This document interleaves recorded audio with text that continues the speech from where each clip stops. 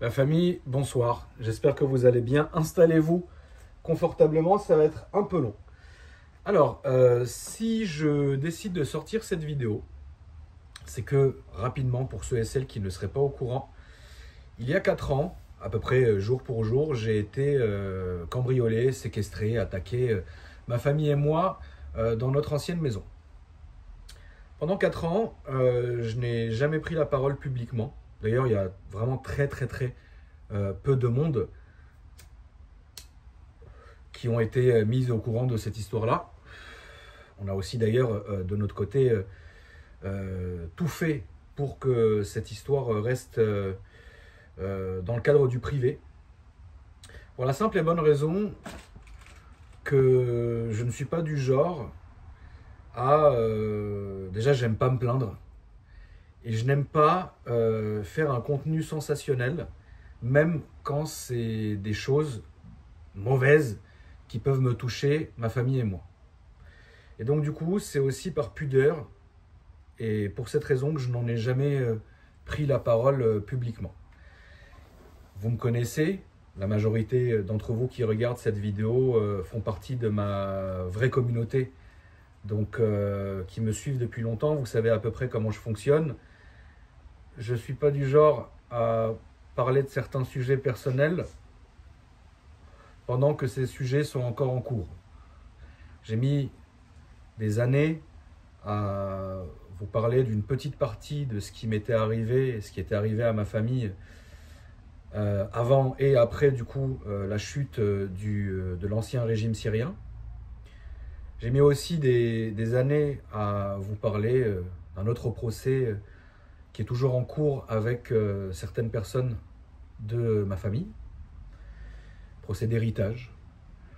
Malgré les articles qui ont, au fur et à mesure des années, qui sont sortis sur ce procès familial, je n'ai pas forcément pris la parole en faisant tout un cinéma ou quoi que ce soit, parce que je pars du principe que, certes, j'ai pris la décision, j'ai décidé que ma vie soit publique, mais d'un autre côté, ma vie n'est pas une farce, on n'est pas au cirque, la vie de ma famille non plus. Et donc du coup, mon contenu, qui je le rappelle est à 90% automobile, n'a pas sa place certains faits, bons ou mauvais, qui ont pu m'arriver durant ma vie. Donc c'est pour ça que quand je dois parler de quelque chose, quand je parle de certains sujets qui peuvent me peser, ou certains sujets qui font partie de ma vie, c'est avec certaines précautions et surtout avec un recul important que je prends la parole, parce que je pars du principe que je ne vous appelle pas ma famille pour rien. Quand je m'adresse à vous, depuis des années, je vous appelle la famille. C'est pas un terme que j'emploierai à la légère. C'est un terme qui a toujours été mûrement réfléchi et surtout, vous avez prouvé depuis toutes ces années que vous étiez déjà d'une part digne de confiance pour la majorité d'entre vous et que vous êtes toujours montré bienveillant et surtout clairvoyant. Et c'est pour ça que d'année en année, je me suis beaucoup plus confié à vous sur ma vie, sur ses bons côtés, sur ses mauvais côtés. Et c'est pour ça qu'aujourd'hui, je prends la parole. J'ai attendu que le procès qui se déroulait aux assises toute cette semaine soit terminé. Alors, officiellement, dans un monde merveilleux et parfait, le procès aurait dû se terminer vendredi ou samedi matin. Ça n'arrivera pas, puisque le procès a été reporté à l'année prochaine. Je suis obligé de regarder mon téléphone, puisqu'en ce moment, vous vous rendez bien compte, c'est un peu rock'n'roll. Donc si j'ai des messages importants, il faut que je les voie, je m'en excuse. N'y voyez pas là, la famille, un manque de respect de ma part. Mais comme le procès a été... parce qu'un nouvel élément a été apporté à la cour. Et donc ce nouvel élément mérite qu'une enquête soit faite et puis qu'ils puissent vérifier tout ça. Et de toutes les manières, de vous à moi, je m'attendais à quelque chose de ce genre-là. Et je m'attendais de toutes les manières que les accusés fassent appel. C'est leur droit. On est en France. Il y a une justice qui marche comme elle marche.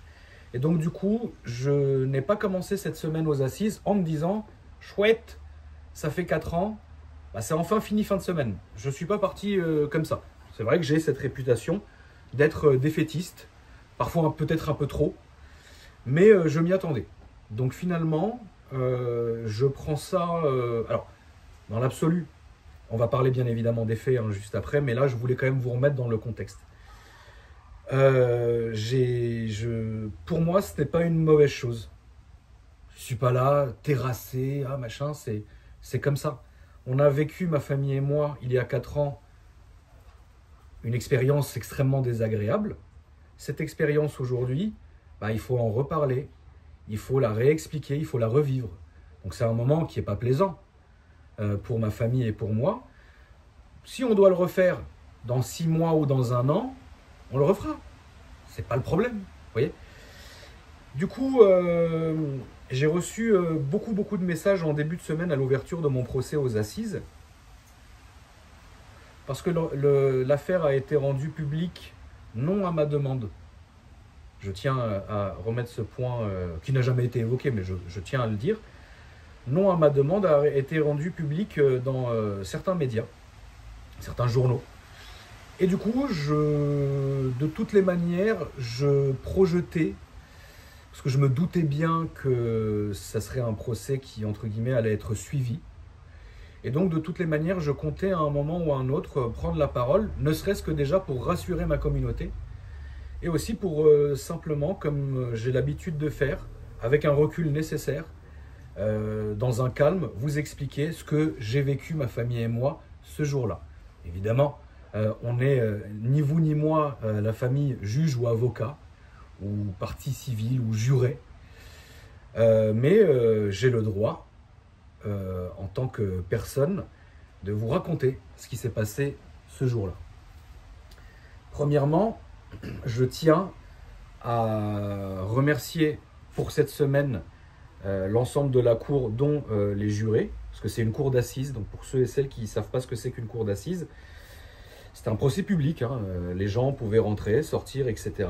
Mais c'était aussi suivi dans les journaux, puisque les journalistes étaient assis juste derrière moi, journalistes qui ont fait un travail de journaliste bien comme il fallait. Ils ont fait leur papier comme il fallait. Donc voilà, c'est pas des journalistes à sensation, à drama ou des choses un peu étranges. C'est des vrais journalistes, donc je respecte leur travail.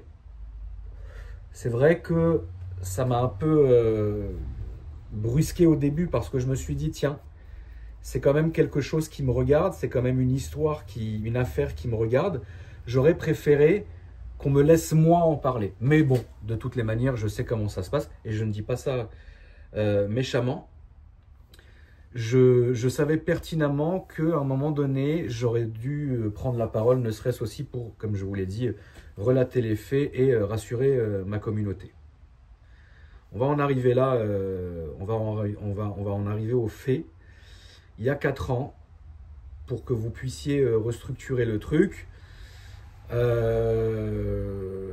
un dimanche matin du mois d'août de 2021, remettez-vous un peu dans le contexte. Avril 2021, je perds Isma, que Dieu ait son âme. Août 2021, soit quelques jours avant, ma fille venait de passer 1 mois en réanimation cardiaque à l'hôpital Necker, parce que en termes automobiles, elle est née avec les tuyaux branchés à l'envers sur son échangeur, l'échangeur étant son cœur. Et donc il a fallu que cette fille, cette petite gamine qui venait de naître, déjà puisse passer la première nuit, c'est les mots du médecin, et ensuite, pendant ces longues semaines et donc ce mois, qui puisse lui faire une opération à cœur ouvert et qui puisse lui rebrancher les durites d'échangeur comme il fallait. Et aujourd'hui, c'est grâce à Dieu une fille qui se porte comme un charme, qui va très bien. La seule chose qui la différencierait peut-être d'une autre gamine de son âge, c'est simplement une cicatrice qui va d'ici jusqu'à en dessous de son plexus. Donc du coup, voilà. Mais c'est une fille qui va très bien aujourd'hui, qui est évidemment suivis tous les ans. Au début, c'était toutes les semaines, après tous les mois, puis après, vous savez comment c'est, ils ont élargi. Mais aujourd'hui, elle va très bien. Donc, ma famille et moi, on était dans un mood qui n'était pas fort joyeux à ce moment-là. Ce matin-là, je venais de terminer un live, enfin un vocal sur mon Discord, parce que vous le savez, ma communauté et moi, on a depuis quelques années une espèce de rituel nocturne où on se rend sur Discord. Donc je vous laisse, si vous voulez vous abonner à mon Discord, le lien est dans ma description. On va beaucoup discuter, c'est une espèce de radio libre où tout le monde peut parler, et je leur réponds, et voilà. Et on passe plusieurs heures par nuit à faire ce genre de vocal. J'ai un rituel après que tout le monde ici connaît, c'est que comme on termine toujours très tôt ou très tard, on avait fini vers 4h30 ou 5h, comme tous les jours, hein, comme toutes les fois où on fait des vocaux. Et mon rituel, c'est de manger. Et comme ça, je vous dis, la famille, j'arrête là, je vais aller manger, puis je vais aller dormir. Vous êtes habitués à cette phrase, ceux qui me suivez. Et donc, c'est ce que j'ai fait. Je me suis fait réchauffer à bouffer. Et puis, à ce moment-là, un peu au lever du jour, j'ai commencé à entendre un de mes chiens, donc Nounours. Pour ceux qui connaissent, c'est un chocho que j'ai depuis pas mal d'années. Que je n'ai entendu aboyer de cette manière-là que 2 fois. La première fois, c'était quand, toujours la même année et quelques mois auparavant, une personne qui me suivait sur les réseaux sociaux, qui malheureusement, pour lui et pour nous, a été diagnostiquée givrée en fait. Il n'y a plus un boulon qui tient là-haut. Tu vois, il y a Houston, il n'y a plus Houston, tu vois, il n'y a plus de communication quelque part. Et donc cette personne-là, au bout d'un moment, il s'est dit, tiens, c'est ma maison ça, c'est mes voitures, c'est ma famille, c'est mes enfants. Et moi, donc, je suis l'ennemi.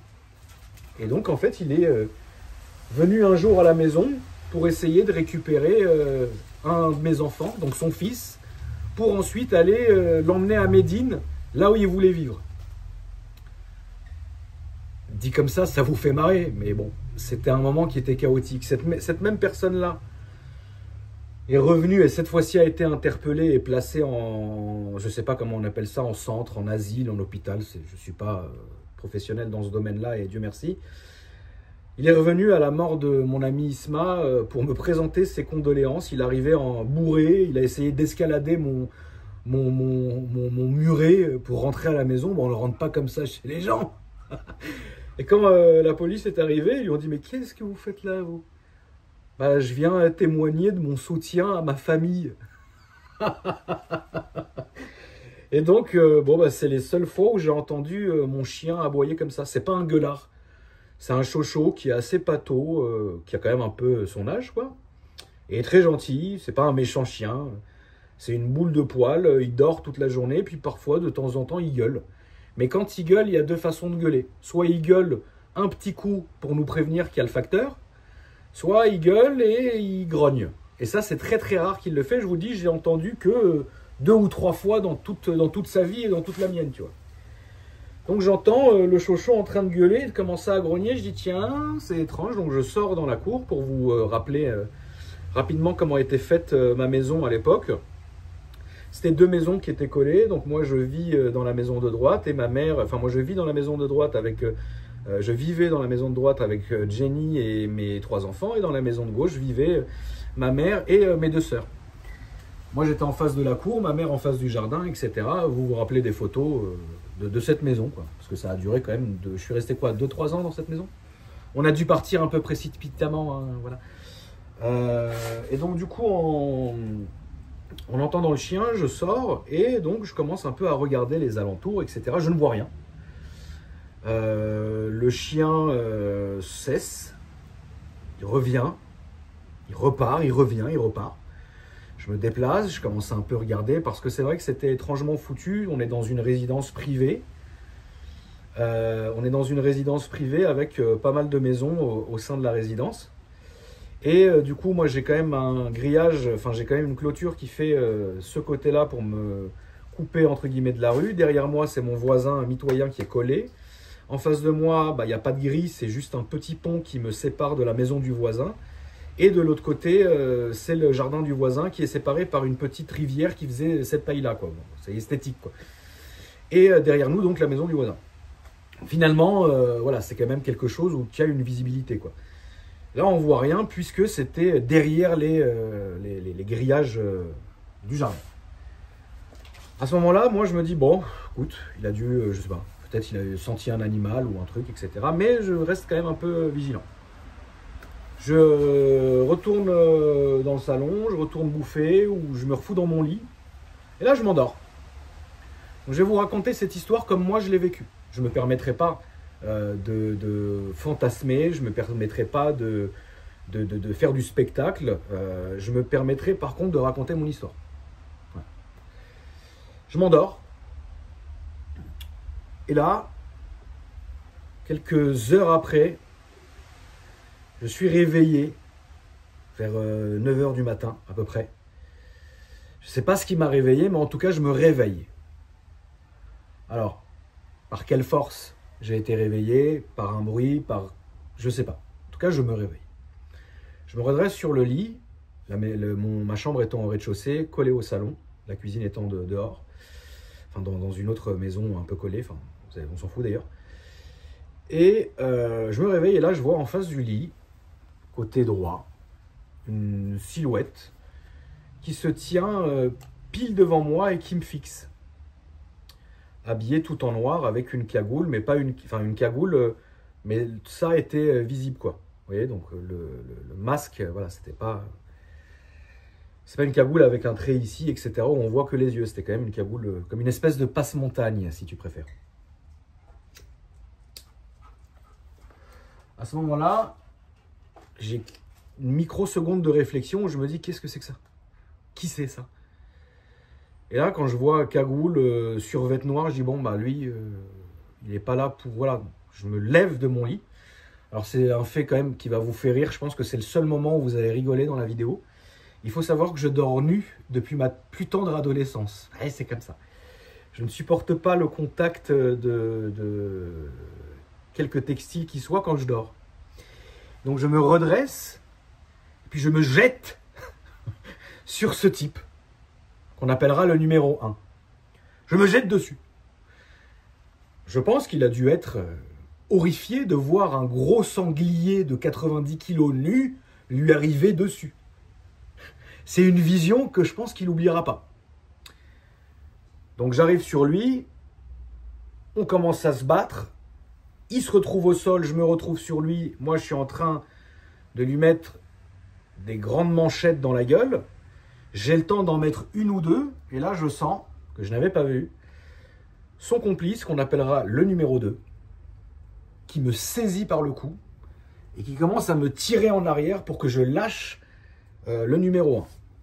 Il faut savoir que le numéro 1 m'arrivait à peu près ici, et avait un teint très gris, et c'était une personne dont je n'oublierai jamais le haut du nez, le T frontal et surtout les yeux et ça là.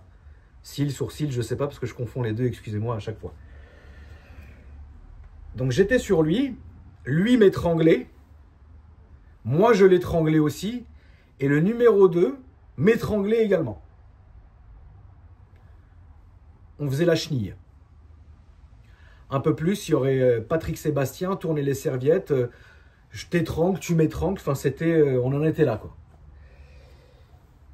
Donc, je rappelle qu'à ce moment-là, j'ai quand même 2 personnes qui m'étranglent en même temps. Compliqué. Et donc, je me relève en tirant l'autre par le cou et l'autre me tirait aussi. Donc, en fait, il y en a un qui se retrouve limite dans mes bras et l'autre se retrouve sur mon dos. Et là, j'entends « Arrête, arrête, on a ta famille !» Au moment où j'ai entendu le mot famille, parce que tout ça, on penserait de la manière dont je le raconte, dont ça dure beaucoup de temps, c'est rapide. Hein. Je lâche tout. Et là, je leur dis, où est ma famille, elle est où ma famille, etc. Je ne vais pas forcer sur les accents. Je vais vous relater juste ce que j'ai entendu. Grosso modo, on me dit, ta famille est à côté avec un gars à nous, il a un flingue, on est juste là pour l'argent et les montres, ta famille, on s'en fout. Donc là, je comprends que c'est un braquage. Faut pas, voilà, t'as compris, mais j'avais quand même des doutes, tu vois. Je me suis dit, tiens, c'est le calendrier des pompiers, ou je sais pas, qu'est-ce que ça. Et en fait, non, donc là, je comprends, en fait, non, pas du tout, ils sont là pour me braquer, tu vois. Et donc à ce moment-là, le mec me dit, présence quand même d'esprit, de me dire, vas-y, habille-toi, parce que j'étais encore nu, tu vois. Donc j'enfile un calbar. Là, le mec me dit, mets tes mains dans le dos, on va t'attacher, ce dont je refuse. Je dis, non, tu vas pas m'attacher. Le mec décroche le babyphone, le numéro 1 décroche le babyphone de ma fille, donc avec les câbles, essaye de me ligoter les mains dans le dos. Moi, je me débat, mais je force pour pas qu'il y arrive. Ensuite, ils essayent avec le même babyphone de m'accrocher les chevilles. Ils n'y arrivent pas non plus. Et là, à ce moment-là, je leur dis, qu'est-ce que vous voulez? Cassez-vous. Je commence à... Voilà. Là, le mec me dit, il est où ton coffre? Je lui dis, je n'ai pas de coffre. Et là, je m'adresse toujours au numéro 1. Le numéro 2, je n'ai pratiquement pas eu de discussion, ou même d'ailleurs de parole avec le numéro 2, parce que j'étais beaucoup plus concentré sur le numéro 1, et le numéro 1 ne faisait que parler avec moi, et le numéro 3, je ne l'avais pas encore rencontré. Et donc, on en est là. Il commence à fouiller pendant que le numéro 1 me parle. Le numéro 2 était en train de fouiller toute la maison. Il faut savoir aussi qu'on projetait de déménager le même mois. Et donc, du coup, 90% des affaires étaient déjà mises en carton, prêts à aller dans la nouvelle maison. Et donc, finalement, ça a commencé à énerver le numéro 1 très fort, qui ne trouvait rien, et ça l'énervait de fouiller les cartons. Du coup, je vous la fais courte. Le mec, à un moment donné, je lui dis, écoute, prends ma montre. Alors mes abonnés me connaissent. J'ai toujours une montre avec moi et le reste de mes montres sont au coffre, à la banque. Et donc, du coup, je lui donne ma montre. Et je lui dis, prends les voitures devant. C'était l'époque où j'avais mon A45, mon RS3 vert, et une Tesla et un Range Rover. Prends les voitures, casse-toi. Il me dit, on s'en fout des voitures, on veut l'argent et les bijoux. Et je lui dis, écoute, il n'y a pas d'argent ici, il n'y a pas de bijoux ici. On monte au premier étage, là où est la salle de bain principale, et en enfilade les chambres des enfants. Quand on arrive dans la salle de bain, le numéro 2 est en train de fouiller, le numéro 1 se met devant moi, il dit « Ah, tu n'as pas été très facile, vous avez de la chance que je ne vous le fasse pas avec l'accent. Hein. » Ça, c'est... Tu vois, je veux pas... Voilà. T'as de la chance... comment il a dit? T'as pas été facile à faire, ça fait 9 mois qu'on est sur toi. Et là, moi, je lui dis, vous avez un commanditaire, c'est qui? Là, il me dit, ah ouais, ah oui, tu crois qu'on est là par hasard? Et là, il s'énerve et il dit, je suis pas une balance, on n'est pas des balances, tu veux qu'on se fasse tuer ou quoi, machin. Ok. Ensuite, continue, ils sont en train, donc ils prennent donc plusieurs bijoux et sacs à Jenny, etc. Moi, de toutes les manières, j'avais que ma montre que je leur avais donnée. Et donc, ils continuent à fouiller la maison. Ils se rendent compte qu'ils sont dans la chambre des enfants. Et je rappelle que la maison était vide et vous allez comprendre pourquoi au fur et à mesure de la vidéo. Et là, ils se rendent compte qu'ils sont dans une chambre d'enfants et que finalement, ils n'auront pas ce qu'ils recherchent ici. Là, ils me disent, on va aller dans la deuxième maison, là où est ta famille. Donc, il y a bien un moment donné où on va ressortir de la maison. Il y a bien un moment donné où je vais sortir. Il y a bien un moment donné où je vais pouvoir être dehors et hurler. Le seul problème, c'est qu'au moment de franchir la porte, le numéro 1 me dit, ça sert à rien de crier, le troisième mec, il a un flingue et il n'hésitera pas à tirer sur ta mère. Je te cache pas que ça m'a passé l'envie de faire quoi que ce soit. Je rentre dans la deuxième maison, tout en croisant le chien qui était... Il gueulait, ce n'est pas un chien d'attaque. Le chien étant clairvoyant et il sentait qu'il y avait quelque chose qui n'allait pas, il tournait autour de moi en aboyant, mais il n'a jamais été au contact, ce n'est pas un chien d'attaque. Et ce n'est pas un chien qui a été dressé pour m'apporter quelques supports sécuritaires. Et donc du coup, voilà, on arrive dans la deuxième maison. pour vous la faire très courte, la deuxième maison, quand tu rentres par la première entrée, tu rentres dans une entrée qui est quand même grosse. À droite, tu as la cuisine. Et à gauche, tu as le salon. Et au milieu, tu as l'escalier qui monte aux étages. En arrivant dans l'entrée, je remarque un bordel monstrueux. À tel point qu'on ne pouvait pratiquement pas marcher dans l'entrée, tellement il y avait des papiers, des cartons, des habits. En fait, tout était dans les cartons. Et nous, comme la deuxième maison était plus grosse que la première, et ben en fait, on stockait tout là-bas. Comme ça, le jour du déménagement, on charge tout de cette maison au camion. Ils ont ouvert tout. Ils ont tout baisé, la famille. Tout baisé, tout baisé. Sol, plafond, moquette. Et là, je me retourne et je vois, donc assis sur les deux canapés, sur un des canapés, seule ma mère. J'aperçois directement le numéro 3, avec un flingue à la main, en train de braquer ma mère. À gauche, je vois Jenny et les 3 enfants. Première chose que j'ai dit en les voyant, déjà eux, ils étaient en pleurs. Tout le monde était en pleurs quand ils m'ont vu arriver. Ils étaient d'une certaine manière soulagés puisque leur peur était que je sois mort.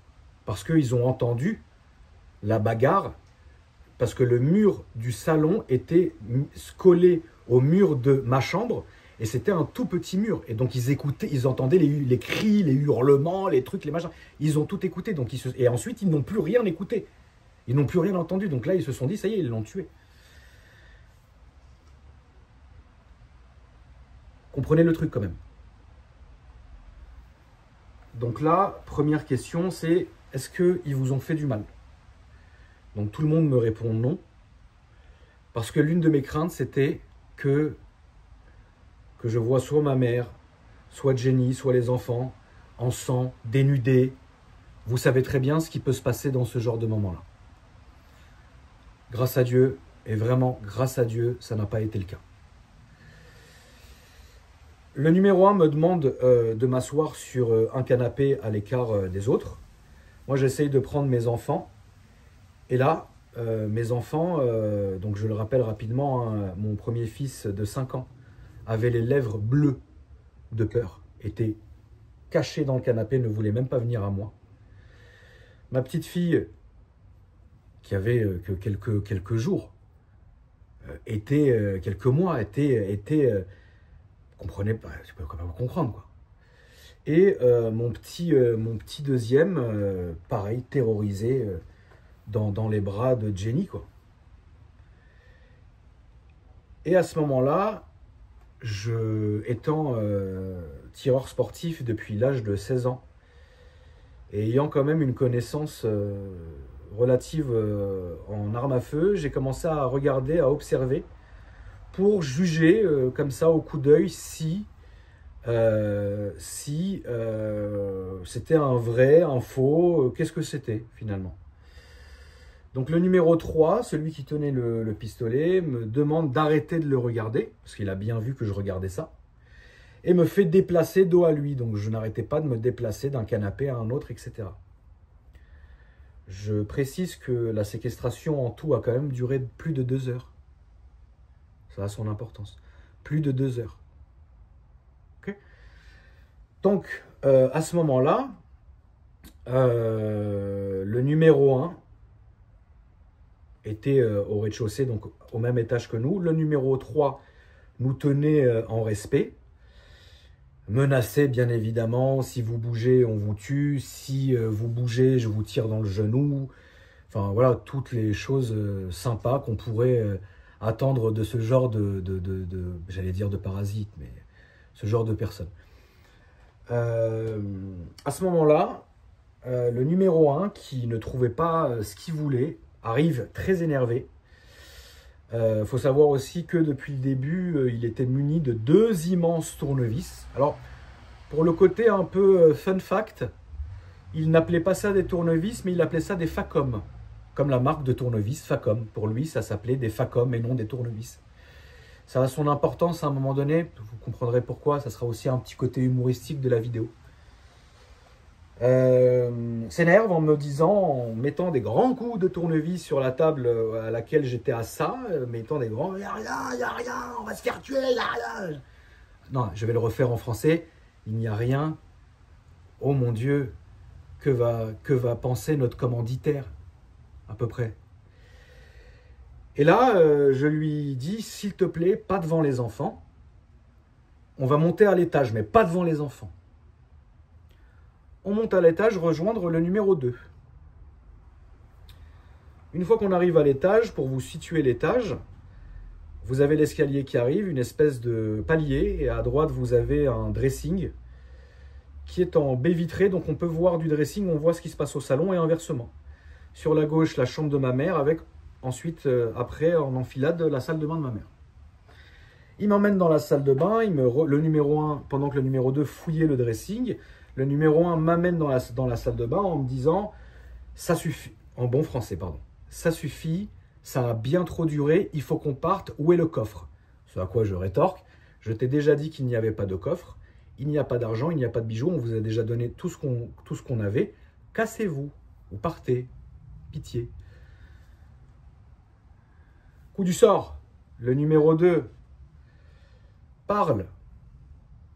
Et c'est là qu'on a entendu tous la même voix, le même accent et le même parler, qui a permis ensuite de dire sans trop de complications qu'il s'agissait d'un genre d'arabe parlé. Et lui dit « viens voir ». Donc le numéro 2 et le numéro 1 se rejoignent. Le numéro 1 revient vers moi, le numéro 2 repart, et le numéro 1 me dit « retourne le sac ». Et là, tombe une liasse qui appartenait à ma mère. Et là, il saisit la liasse et il me dit, en bon français, « tu es un menteur, tu nous avais pas dit qu'il y avait... » J'allais faire une ref, mais je vais m'abstenir. Je m'abstiendrai pour cette fois. « Tu nous avais pas dit qu'il y avait de l'argent. » Et là, il m'envoie un grand coup de sac, sans mauvais jeu de mots, ni humour de ma part, les sacs de ma mère étant de très bonne manufacture française, bah c'est lourd quand tu te le prends dans la gueule, surtout un cadenas qui est destiné à fermer le sac, tu te le prends, donc ça m'arrache toute la lèvre. Ça me refait remonter cette dent-là. Et en même temps, il m'emporte le côté de cet œil-là. Et j'ai la vision parce que je vois mon sang qui gicle. Désolé, je rappelle mon malinois. Je vois le sang qui gicle sur le marbre blanc de la salle de bain de ma mère. À ce moment-là, je rentre dans une espèce de colère. Je lui mets une droitasse de toutes mes forces. Il tombe net. Et quand je vous dis net, c'est bonne nuit, quoi. Et là, je me dis, chouette, je vais le récupérer et ça va être un moyen de pression pour que les deux autres se barrent. Et là, je vois le numéro 2 qui court vers moi avec un couteau comme as, qui me dit, alors je ne peux pas caricaturer, mais ce dont j'ai essayé de comprendre, enfin, ce que j'ai compris, arrête, sinon on te tue. Et là, le numéro 3, avec son flingue, dit très clairement, et pour le coup, lui, parlait un français sans accroc, sans accent, etc., me dit « Arrêtez, sinon je tire sur ta mère ». Donc là, je me ressaisis, je me dis « Il faut vraiment pas qu'on n'en arrive absolument pas à ce point-là, le but étant qu'il se barre ». Là, le numéro 1 commence à comprendre que ça fait vraiment longtemps qu'ils sont là. Commence à comprendre qu'il faut vraiment qu'ils se barrent. Il me demande si j'ai des caméras, ce dont à quoi je réponds oui. Il me demande où est la centrale des caméras, ce dont je réponds dans l'autre maison à côté de la borne Wi-Fi. On repart, lui et moi, et le numéro 2, le numéro 3 étant toujours en train de braquer le restant de ma famille.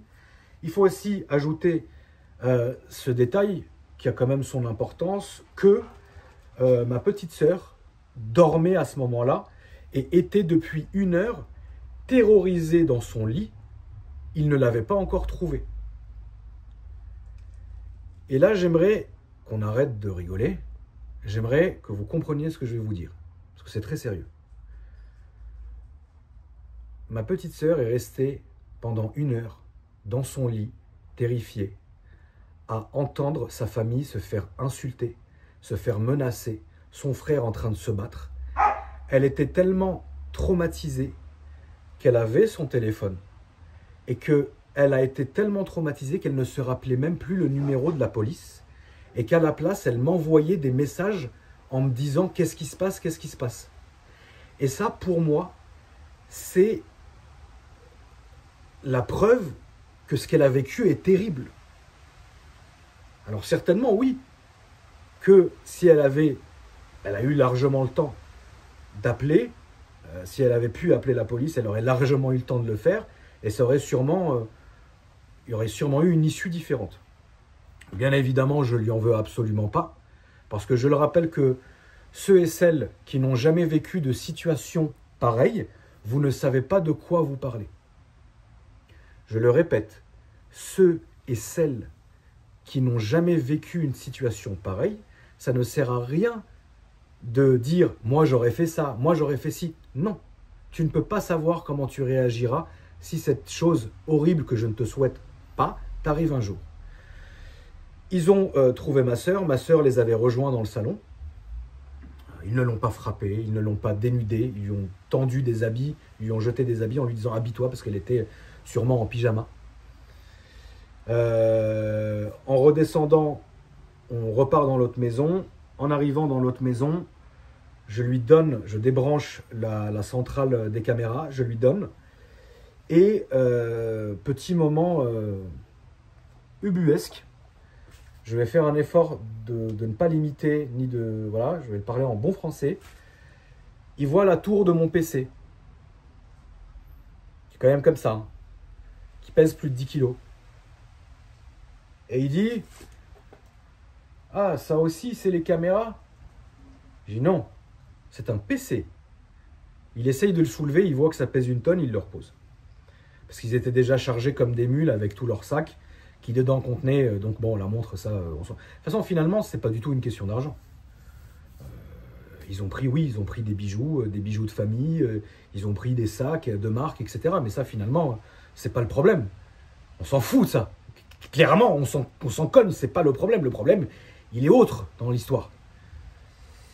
Donc à ce moment-là, on nous fait tous, pour le coup, monter dans la chambre de ma petite sœur. Et à ce moment-là, dans cette chambre, le numéro 2 était parti récupérer les outils. Le numéro 1 dit à ma mère, accrochez-vous, je vais, sans accent ni limité ni rien du tout, dit, en bon français, « Haha, on est en plein braquage et il oublie ses outils. » Ce dont à quoi le numéro 2 lui répond en langue étrangère, « Tais-toi, tu vas nous faire cramer. » Ensuite, ils se rendent compte qu'ils ne peuvent pas nous enfermer dans cette chambre-là parce que soit elle se ferme plus ou la porte coulissée, je n'ai plus trop de mémoire à ce sujet-là. Ils décident de nous enfermer dans la salle de bain de ma sœur. Donc on est en enfilade, moi en premier, ma mère derrière moi, Jenny derrière ma mère, les enfants dans la baignoire.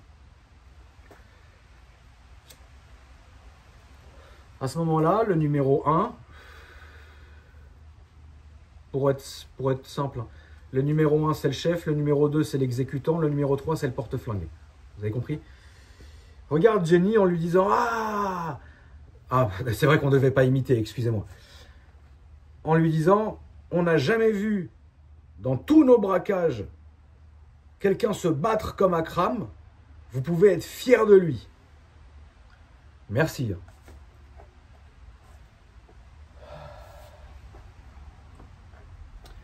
À ce moment-là, il me regarde, il me dit « T'es un homme de parole. Tu sors pas d'ici pendant 15 minutes. Tu comptes à voix haute. » Il ferme la porte, casse la poignée. Et là, il me demande de compter. Je commence à compter à haute voix. Je ne sais plus trop à combien j'en suis arrivé, mais à un moment donné, une fois que je n'entendais plus aucun bruit dans la maison, j'ai défoncé la porte. Je suis descendu en courant récupérer mon téléphone qui avait été mis avec tous les autres téléphones sur une chaise devant la cheminée. Je prends mon téléphone, je cours dans la rue.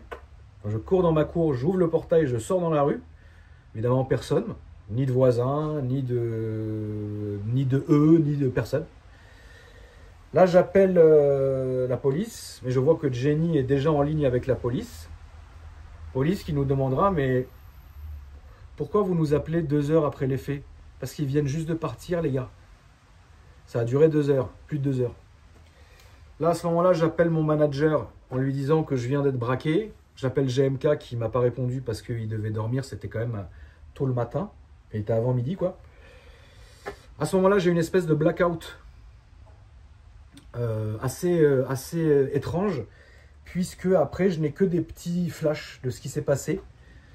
Donc, l'arrivée des policiers, l'arrivée des pompiers, moi dans le camion des pompiers, moi aux urgences, moi en train de m'endormir dans les urgences parce que ça prenait un temps monstre, moi dans un scanner ou un IRM, moi devant un médecin en train de regarder tout mon corps, et ensuite moi revenant à la maison où là je trouve des enquêteurs de la PJ et je trouve ma famille, dont ma mère qui me dit « je ne passerai plus une minute de plus dans cette maison ». Donc du coup, on est parti pendant quelques semaines dans un hôtel dans le 16e arrondissement, tout le monde.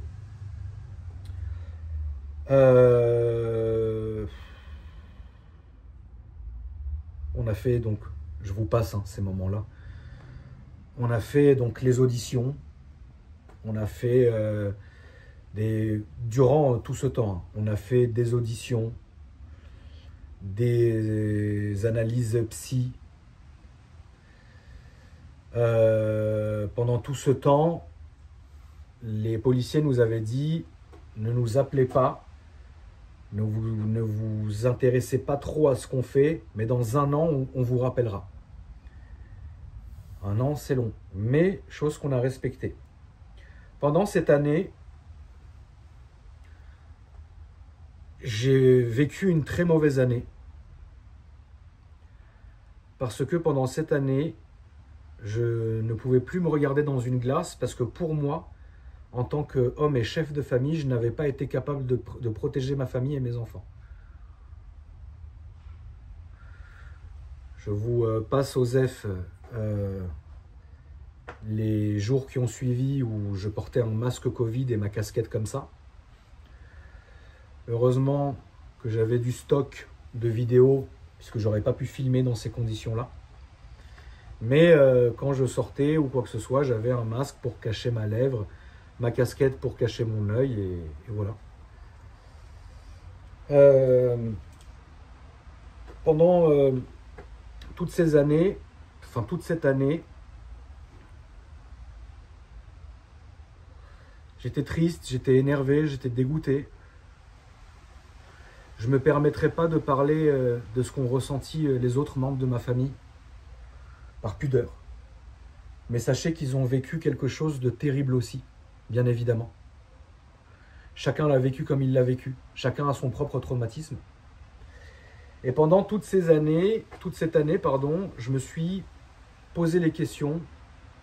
J'ai douté de moi.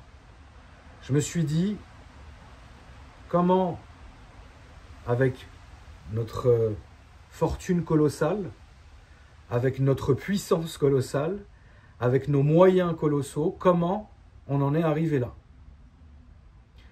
Eh bien, figurez-vous que tout ça est question de timing pratiquement parfait. Je ne rentrerai pas dans certains détails, mais pour répondre à certains curieux, parce que le malheur des uns fait le bonheur des autres, j'en suis conscient.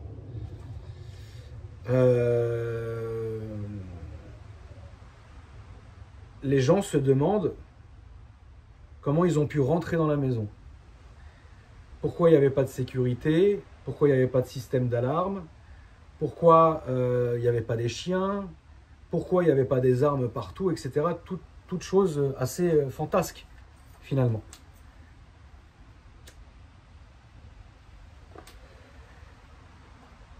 Ces questions-là, pour y répondre simplement, c'est que à cette époque-là, depuis, vous vous doutez bien que les choses ont beaucoup changé. À cette époque-là, je n'avais pas de sécurité en face, enfin devant chez moi. Je n'avais pas d'agent de sécurité dans mes murs. L'alarme avait été désactivée parce que Jenny et les enfants étaient partis boire le café, le petit déjeuner dans la maison de ma mère. Donc les alarmes n'étaient pas effectives à ce moment-là. Et pour ceux qui pensent qu'on est aux États-Unis et qu'on est au Far West, et qu'avec tout l'armement que je peux, ce dont je peux disposer, légalement, je le rappelle parce que je suis détenteur légalement de la catégorie B, pour ceux qui pensent qu'on est au Far West ou au Texas ou au Moyen-Âge, bah sachez qu'à cette période-là, je ne tirais plus. Et depuis quelques années. Et en France, quand tu tires plus depuis quelques temps, tu dois restituer tes armes. Et pour recommencer à tirer et à posséder des armes, tu dois refaire un cursus de détention d'armes. Chose qui aujourd'hui j'ai depuis maintenant des années. Donc à ce moment-là, je n'avais aucune arme. Je préfère être très franc avec vous. Est-ce que ça aurait changé quelque chose? Je ne sais pas. Voilà. Je ne vais pas aujourd'hui, avec arrogance, vous dire bah, « Putain, je suis Rambo, je serais sorti du lac avec des visions nocturnes et un AR-15. » Je ne peux pas vous dire ça. J'ai agi comme j'ai agi, à main nue, comme un Cro-Magnon, c'est tout ce que j'ai pu faire. Maintenant, est-ce que si j'avais ou pas, est-ce que ça aurait aidé ou pas, je ne sais pas. Je n'ai pas vécu cette situation, je ne désire pas réessayer, merci beaucoup, voilà. Donc je ne peux pas vous dire. La première année s'est passée comme ça. On a eu un appel pratiquement un an, jour pour jour, de la PJ qui nous dit « Il faut que vous veniez tout de suite à la PJ avec toute votre famille, on les a. » On prend nos voitures, on arrive, parce que la situation avait déjà changé à ce moment-là. On arrive avec un convoi monstrueux à la PJ. On vous fait... Je passe rapidement sur le tapissage, les écoutes des voix, etc., sans se concerter, sans... Voilà. Ça, c'est un boulot qui est dans l'enquête. Hein. Ensuite, ces gens-là, honnêtement, je n'en parlerai pas. Leur passé colossal, j'en parlerai pas non plus. Je referai une vidéo pour définitivement clore ce moment quand ils auront été jugés. Avant, ce n'est pas le moment. Et comme je vous le rappelle, je ne suis pas juge, je ne suis pas avocat. Ce n'est pas à moi de condamner les gens. Moi et ma famille, on a ressenti, on a subi, on a vécu une situation. Les enquêteurs ont fait leur travail et ces gens-là répondront devant la justice le moment où ils répondront devant la justice. Et là, je serai en mesure de vous dire, voilà, il y a eu ça, telle personne a fait ça, telle personne a fait ci, telle personne a pris tant d'années, ou telle personne a... Voilà, on ne peut pas savoir. Ce n'est pas moi la justice. Sachez quand même que, au passage, les 3 interpellés, les 3 accusés, sont actuellement en prison pour d'autres affaires, puisque la mienne n'a pas été encore jugée. Donc ils sont déjà en prison pour, si je dis pas de conneries, on est pour un d'eux, je dis pas, si je pas dire de conneries, mais il y en a un qui sortira, enfin qui est censé sortir que en 2030 quelque chose, et l'autre je sais plus, enfin je veux pas dire de conneries, donc c'est pour ça que je ne parlerai pas de ces personnes-là. Ça serait leur faire trop d'honneur pour le moment, et donc du coup je laisse ça aux enquêteurs et à la justice. Moi ici j'étais là pour vous raconter ma version des faits. Le temps est passé, bien évidemment, on réapprend à vivre, on réapprend à pouvoir en discuter entre nous. Les enfants réapprennent à sourire. Les enfants ont été traumatisés, vous n'avez aucune idée à quel point.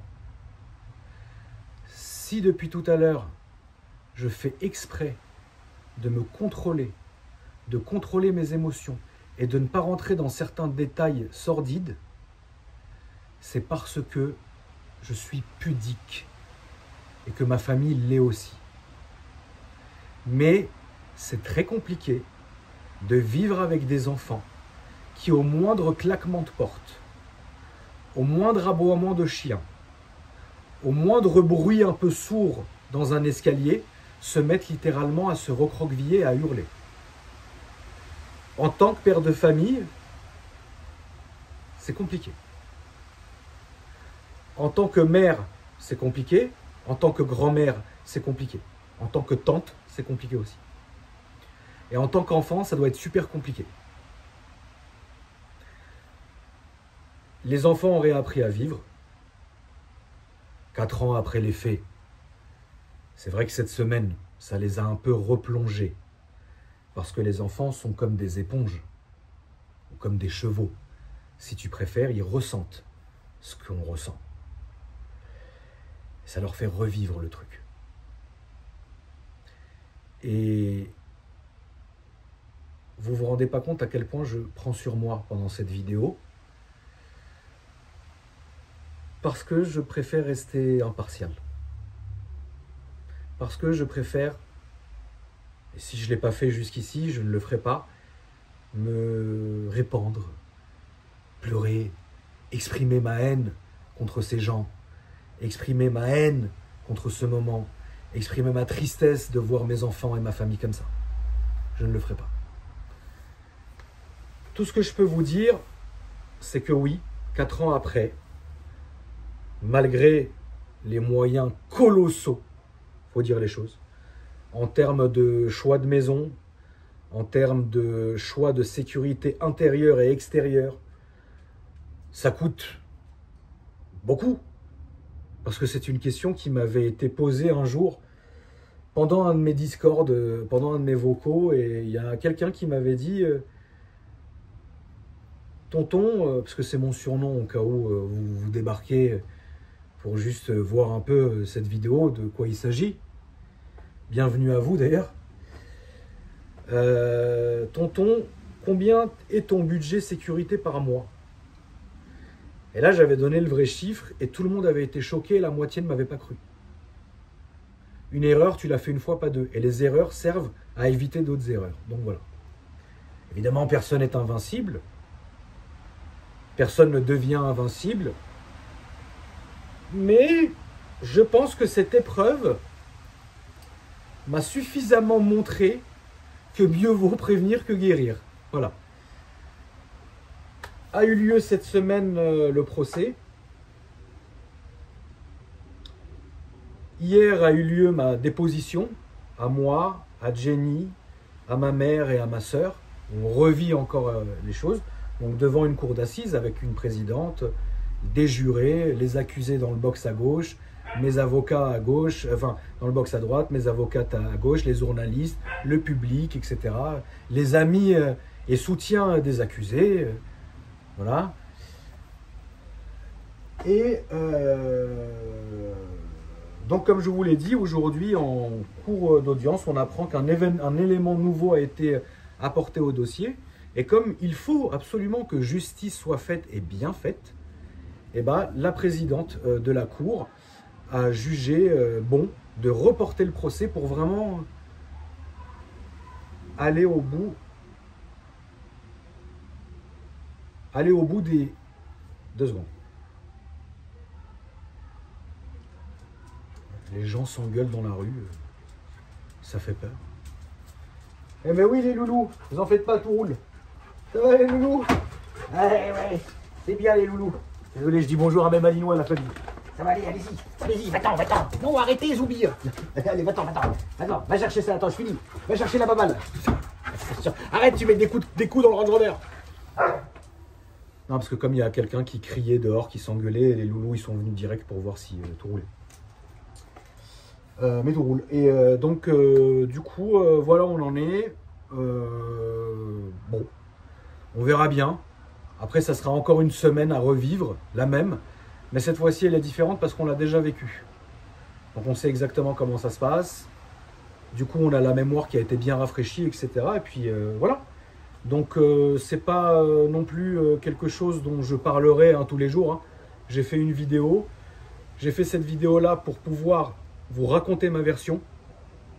Parce que comme c'est sorti dans les journaux, ma communauté voulait que je m'exprime. J'aurais pu ne pas le faire et vous dire, bon, bah, lisez les journaux, hein, les articles sont corrects. Hein. Mais par respect pour vous, je voulais quand même m'exprimer à ce sujet-là. Il a été extrêmement dur pour moi de garder mon calme dans cette vidéo. Sachez que c'est la 4e vidéo que je fais. La première, je l'avais fait une semaine après les faits. Je ne te raconte pas la gueule de la vidéo, je ne l'ai jamais diffusée, je l'ai supprimée. La 2e vidéo avait été faite il y a une semaine juste avant le procès. En cours de procès, je me suis dit je vais en refaire une. Parce que maintenant que je suis dedans, je préfère la faire différemment.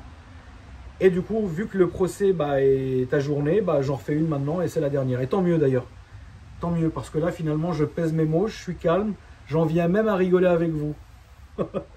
Chose qui n'était pas le cas dans les autres vidéos. Donc voilà.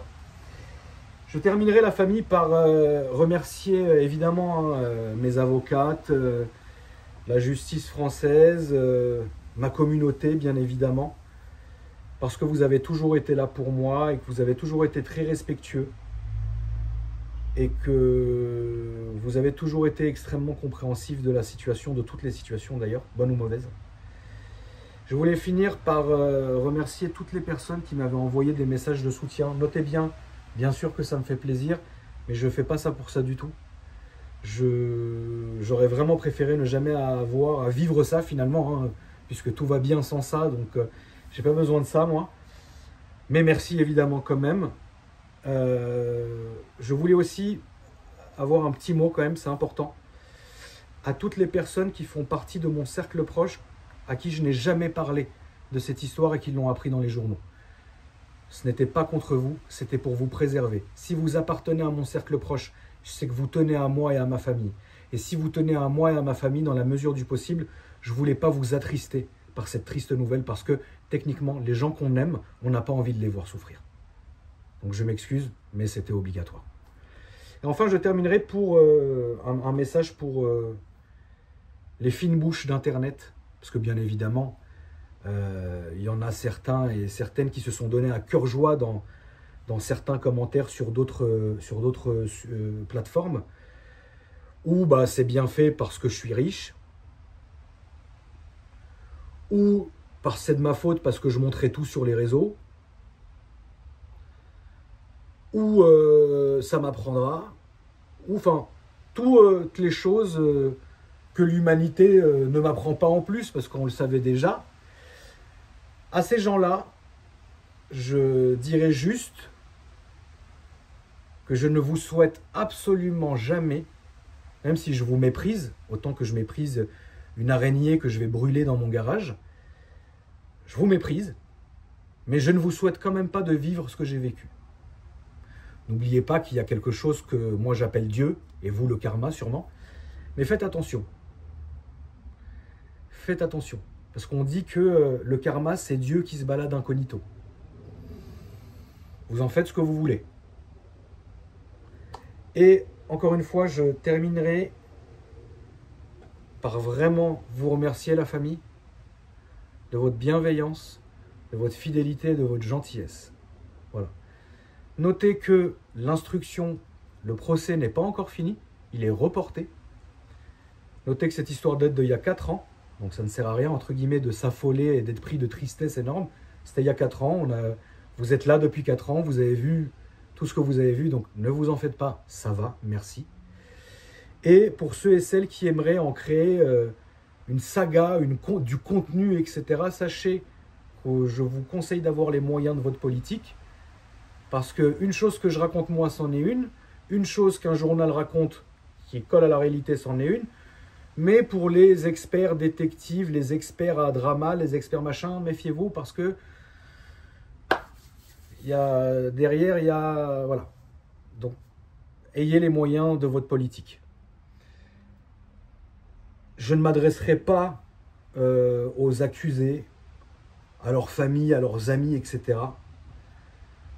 Tout ce que j'ai à dire, c'est que j'ai hâte que ça soit fini et que le plus dur pour eux puisse commencer. La famille, je vous souhaite à tous une bonne soirée ou une bonne journée, ça dépend de quand est-ce que vous regarderez cette vidéo. Et je vous dis à après-demain. Bisous.